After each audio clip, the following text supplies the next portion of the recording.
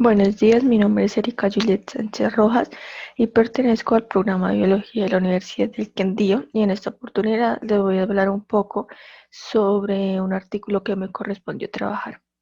Bueno, este artículo se titula El cambio de idea sobre el origen de las eucariotas. Entonces, este artículo inicia diciéndonos que el origen de las eucariotas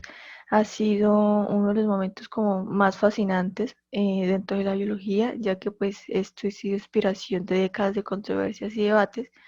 gracias a que ha generado como mucha atracción el tema de conocer el origen de la célula eucariota, de cómo se dio, de por qué se dio, y por ende pues se han generado muchas hipótesis sobre mm, su origen, que pues buscan responder a las preguntas que se han generado pues a través del tiempo. Bueno, en el punto número 1 del artículo, entonces encontramos este que se titula mm, ¿Qué pensábamos antes? Entonces aquí nos habla del árbol de los tres dominios. Entonces, como podemos ver en la imagen, dentro del árbol de los tres dominios tenemos a bacteria, arquea y eucaria, en donde dentro de esta, pues las eucariotas y las arqueas son pues un hermano monofilético, un grupo hermano monofilético, donde estas son igualmente antiguas, es decir, van como ahí a la par. En, en el dibujo de la división de los dos dominios, se dice que esta está respaldada por métodos filogenéticos y que además por muestras taxonómicas.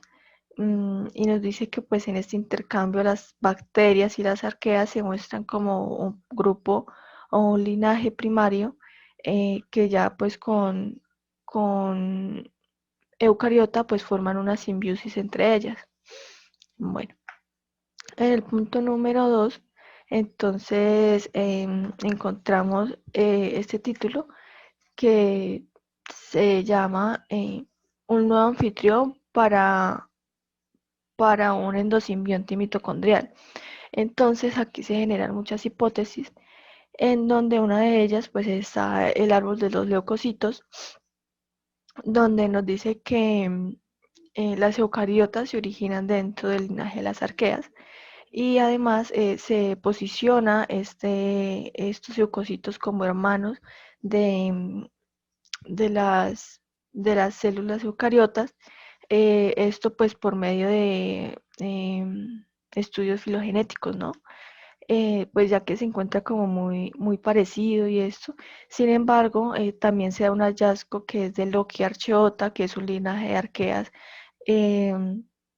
que se encuentran o parecen estar demasiado emparentados con Eucaria, y que contienen más características que pues cualquier otra de las arqueas que hayan sido descritas para poder considerarse como hermanas de la célula eucariota. Bueno, en el punto número 3, entonces ya encontramos que es endosimbiosis, homólogos mitocondriales y el origen de genes bacterianos en eucariotas. Bueno, dentro de esto entonces encontramos que se resalta mucho el uso de los de los que de la transcripción horizontal de genes, ya que pues estos toman como una fuerza muy poderosa, y pues le da forma a la evolución del genoma de la bacteria, además de que tiene una gran importancia eh, sobre el genoma eucariota, eh, para, para, para organizar, y a partir de esta pues decir que bacteria y eucaria pues se encuentran como muy relacionados, es decir, que se encuentran muy, como muy cerca, por decirlo de alguna manera. Entonces, pues bueno, gracias a los estudios y a los análisis que se hace utilizando la transcripción horizontal de genes, entonces se llega como a la conclusión de que gracias a esto, entonces las tasas de transferencia de genes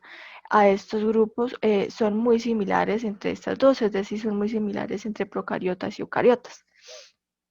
Bueno, en el punto número 4, que se titula em, la evolución del genoma eucariota desde dentro. Entonces aquí podemos encontrar que,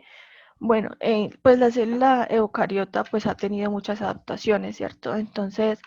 aunque pues tiene como su parentesco con la célula procariota, pues gracias a estas adaptaciones y a estos cambios, pues ha tenido como diferentes, no sé, formas o complejidades que ha inferido pues tanto en el cambio de su entorno genético, así como en su tamaño y pues hasta en la evolución que está tenido. En el punto número 5 ya entonces podemos encontrar este título que pues traduce qué, qué tan buenos son nuestros métodos para inferir el pasado. Entonces, bueno, se sabe que estos métodos pues han sido como muy buenos porque han facilitado lo que se puede secuenciar, o sea, las secuencias de genomas y transcriptomas de incluso pues a veces organismos no cultivados, pero sin embargo la tasa de generación de datos ha superado en gran medida la potencia computacional. Entonces esto ha generado como un gran problema. Además, pues se llega como al punto de Marco Charles Montecarlo, pues que resaltan que es quien ha respaldado los éxitos de la filogenia bayesiana durante 50 años, pero que sin embargo puede tener dificultades para lograr convergencias en un conjunto a gran escala. Esto debido pues a que ya lleva muchísimo tiempo. En el punto ya número 6 se muestran pues algunas conclusiones, algunas observaciones finales, en donde, bueno, cabe resaltar que el artículo sí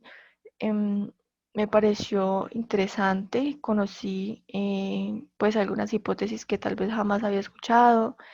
y bueno, dentro del